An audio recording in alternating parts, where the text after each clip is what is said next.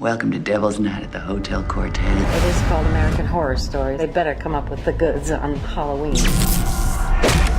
Only from the minds of Ryan Murphy. I mean, it's, crazy. It's got to get some horror into Halloween. They do an amazing job every year. Why is the Halloween episode the biggest, best episode of American Horror Story? Because on Halloween, everybody wants to be scared. It's not my fault. And we're here to scare the crap out of you. Well, the Halloween two-parters is something I think that the die-hard fans look forward to every year. And so to have two episodes surround Halloween, I think is really an event for them. Happy Halloween! Everybody, we're totally psyched to be out here on our Halloween episode. All of our costumes, all of our hair and makeup, that's all brought in special for today to bring us right into the period with our dear Mrs. Evers, who's done something very, very bad to a very cute little ghost. I put this on. I don't like my costume. Nothing's good enough for you, Mr. Bellyache. I get my backstory in the Halloween episode in Devil's Night. She's obsessed with Sheets, having last seen her son wearing a bedraggled Halloween costume that she didn't go to any effort to make, so she's gone mad with the memory of her boy.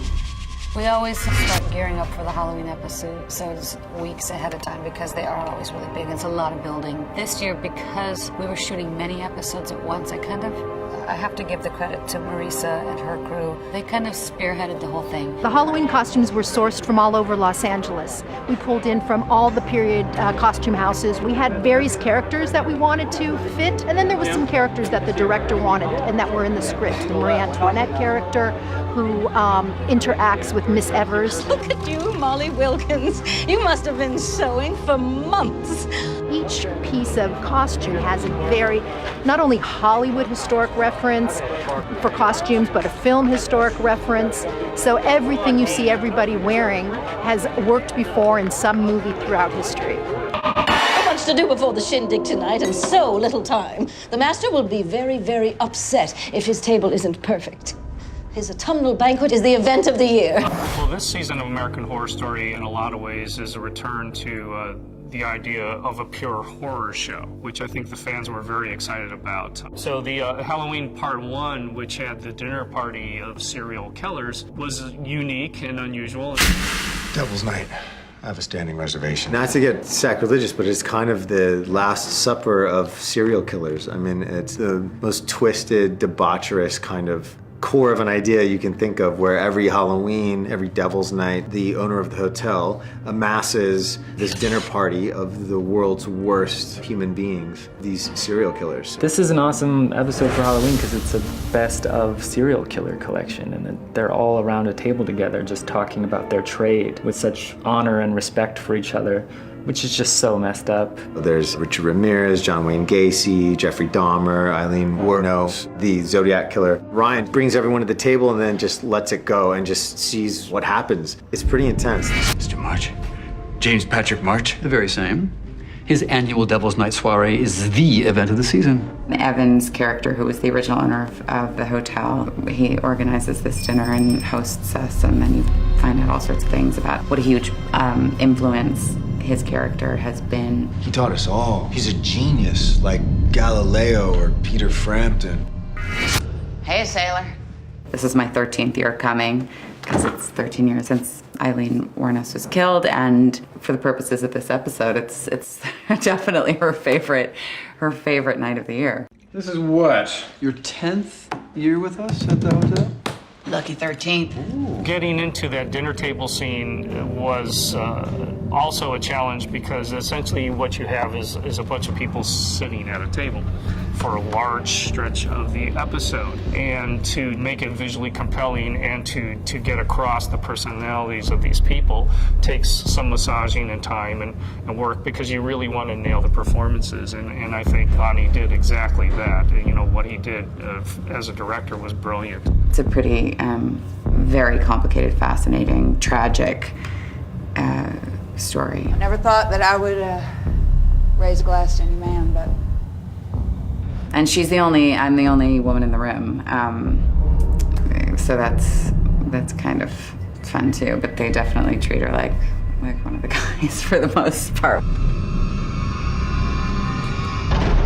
Well, the look for John Wayne Gacy's clown, Pogo, is pretty set. It was makeup he'd done. I am not a homosexual. I am a pedophile. There's a difference.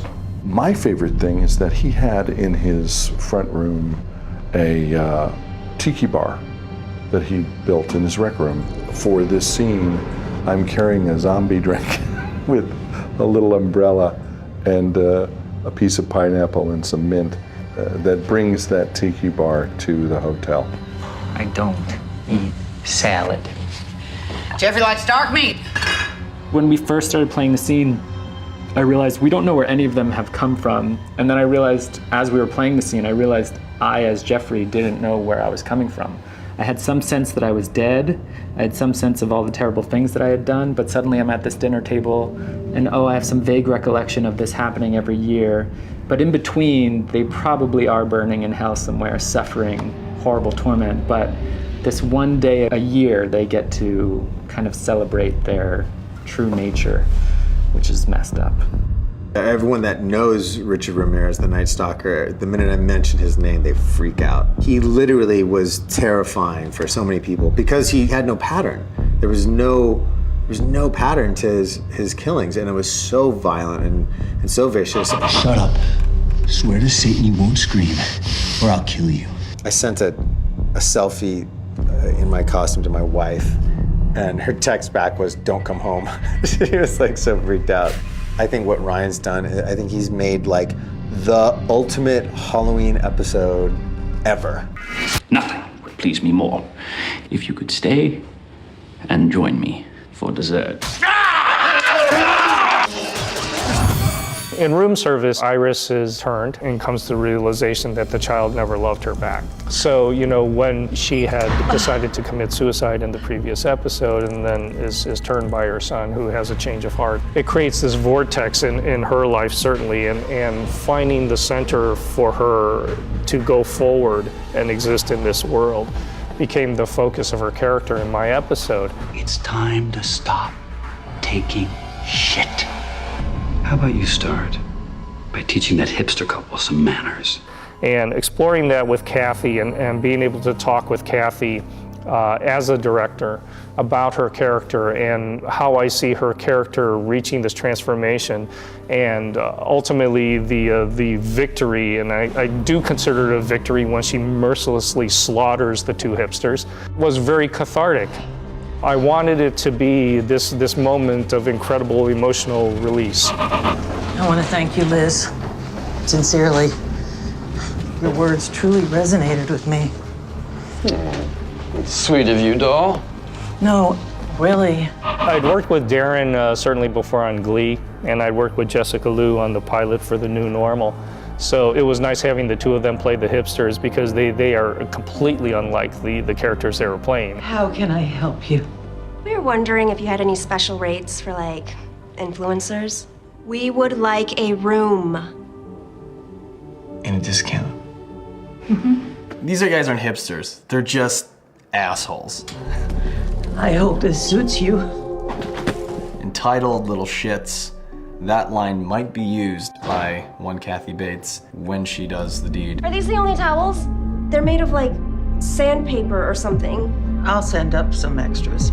I feel like everything we've been saying to her is kind of a trigger. It's one of those moments where things happen that you always wanted to see happen to people who just don't deserve to live. Are you okay?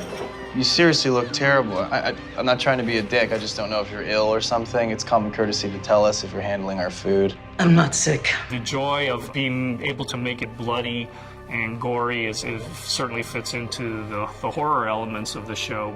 I think there's going to be a lot of blood. I've never been killed on camera before. They're fitting a prosthetic around my neck.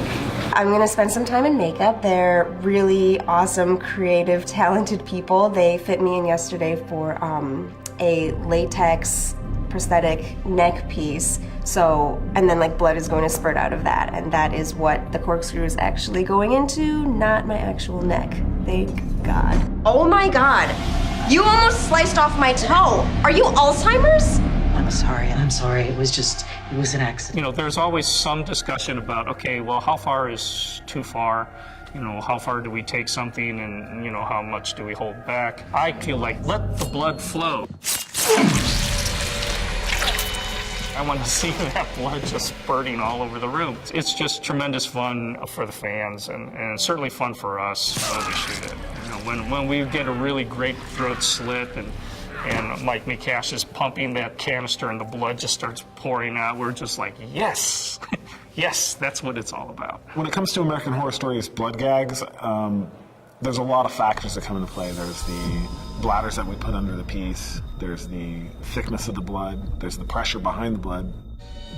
So a lot of the times when I'll talk to the actors, what I want you to do is I want you to stab them in the neck, I want you to hold it a beat, I'm gonna gun the blood, it's gonna explode, and when you see it explode, that's when you pull the knife out.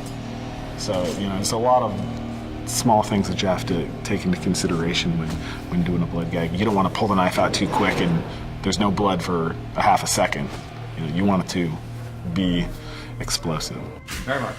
You pretentious little asshole! There's certain boxes I want to check off in my career thus far, and I got to tick off getting killed by Kathy Bates and wearing a crazy bloody squirty prosthetic in the same day. It's great. This red is the Grenache blend. They never had a chance to finish. But I never knew how to live until I died.